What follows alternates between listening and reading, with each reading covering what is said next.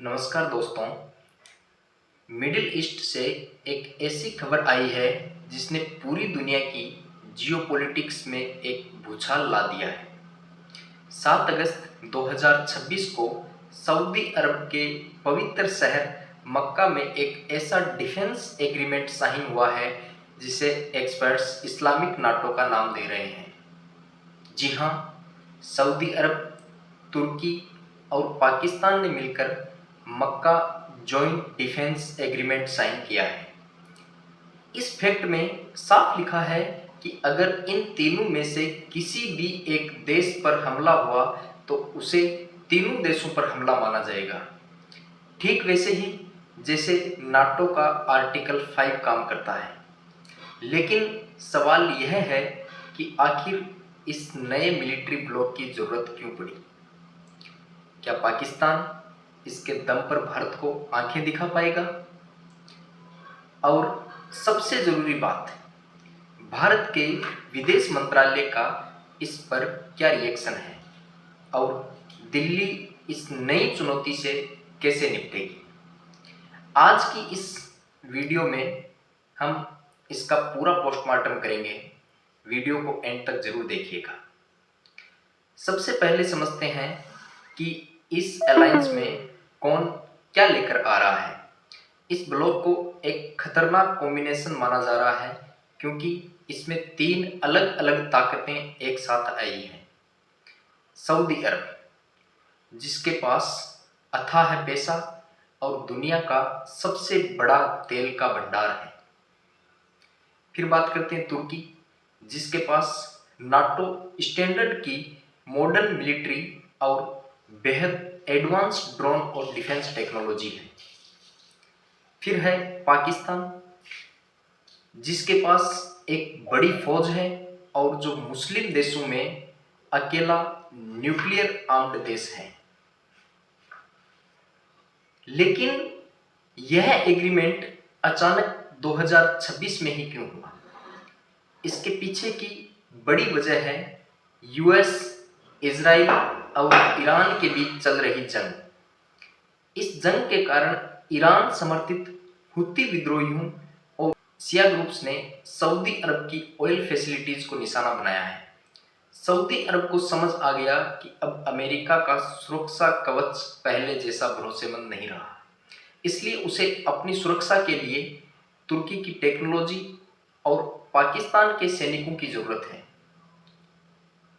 अब बात करते हैं हमारे पड़ोसी देश पाकिस्तान की। जैसे ही यह पैक्ट साइन हुआ, पाकिस्तान के मीडिया और नेताओं ने इसे भारत के खिलाफ एक बड़ी जीत की तरह दिखाना शुरू कर दिया। पाकिस्तानी प्रोपेगेंडा यह नैरेटिव सेट कर रहा है कि अब अगर भारत के साथ उनका कोई विवाद होता है तो सऊदी और तुर्की की सेनाएं पाकिस्तान की मदद के लिए जाएंगी। लेकिन क्या वाकई ऐसा है? इसका जवाब है बिल्कुल नहीं। इंटरनेशनल डिप्लोमेटिक सोर्सेज से जो खबरें आ रही है उनके मुताबिक इस मक्का पैक्ट का भारत पाकिस्तान विवाद से दूर दूर तक कोई लेना देना नहीं है। यह पूरी तरह से मिडिल ईस्ट के क्राइसिस, ईरान के खतरे और सऊदी अरब की अपनी सुरक्षा चिंताओं पर फोकस्ड है। इसके अलावा इस इस्लामिक नाटो में कई बड़ी कमियां भी हैं। पहली, यूएई और ओमान की दूरी। भारत के सबसे करीबी दोस्त यूएई, ओमान और कतर फिलहाल इस मिलिट्री ब्लॉक का हिस्सा नहीं बनना चाहते। फिर है तुर्की का नाटो स्टेटस। तुर्की खुद असल वाले यूएस लेड नाटो का मेंबर है, जिससे उसके लिए एक और पैक्ट में पूरी तरह मिलिट्री कमिटमेंट देना कानूनी रूप से जटिल है। फिर पाकिस्तान की कंगाली, जो देश खुद कर्ज के जाल में फंसा हो, वह किसी दूसरे देश की जंग में कितने दिन टिक पाएगा? भले ही यह पैक्ट सीधे तौर पर भारत के खिलाफ नहीं है, लेकिन दिल्ली इसे हल्के में नहीं ले सकती। भारत के लिए इसके 3 बड़े इंपैक्ट्स होने वाले हैं। नंबर 1, तुर्की पाकिस्तान का खतरनाक गठजोड़। तुर्की भारत को एक बड़ी चुनौती मान रहा है। हाल ही में भारतीय सेना के अधिकारियों ने इस बात पर चिंता जताई थी कि तुर्की लगातार पाकिस्तान को एडवांस ड्रोन्स, वारशिप्स और मिलिट्री टेक दे रहा है। इस पैक्ट के बाद पाकिस्तान को तुर्की के आधुनिक हथियार मिलना और आसान हो जाएगा। Number 2, diplomatic balancing act. Bharat के सऊदी अरब और यूएई के साथ बेहतरीन व्यापारिक और रणनीतिक रिश्ते हैं। अब सऊदी अरब अगर पाकिस्तान के करीब जाता है तो भारत को अपनी वेस्ट एशिया पॉलिसी को संभल कर चलाना होगा। फिर है नंबर 3, समुद्री सुरक्षा। अरेबियन सी से लेकर रेड सी तक के समुद्री रास्तों पर इन तीनों देशों का प्रभाव बढ़ेगा, जिससे भारत के व्यापारिक जहाजों की सुरक्षा पर असर पड़ सकता है। तो फिर भारत इसके लिए क्या कर रहा है? क्या भारत हाथ पर हाथ धरे बैठा है? बिल्कुल नहीं।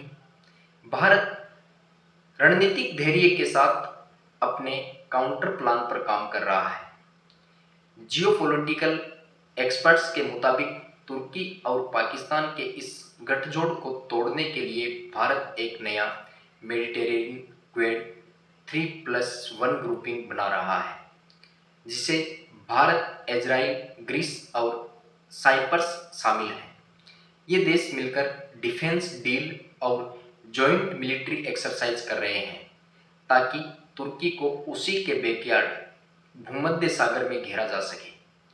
इसके साथ ही भारत यूएई के साथ मिलकर अपनी स्ट्रेटेजिक पार्टनरशिप को और मजबूत कर रहा है ताकि खाड़ी देशों में पाकिस्तान का प्रभाव कम किया जा सके। आत्मनिर्भर भारत के अभियान के तहत अपने स्वदेशी हथियारों के प्रोडक्शन को भी भारत और तेजी से बढ़ा रहा है। दोस्तों, कंक्लूजन यह है कि इस्लामिक नाटो का मक्का पैक्ट कागजों पर और मिडिल ईस्ट की जंग के लिहाज से तो बहुत बड़ा कदम है, लेकिन भारत के संदर्भ में पाकिस्तान का यह सोचना कि उसे कोई ब्लैंक चेक मिल गया है, उसकी बहुत बड़ी भूल होगी। भारत आज आर्थिक और सैन्य रूप से इतना मजबूत है कि वह किसी भी बाहरी गठबंधन के दबाव में नहीं आने वाला। आपको क्या लगता है? क्या यह नया इस्लामिक नाटो दुनिया में शांति ला पाएगा या इससे तनाव और ज़्यादा बढ़ेगा? और भारत के इस काउंटर प्लान पर आपकी क्या राय है? कमेंट सेक्शन में अपनी राय ज़रूर शेयर करें।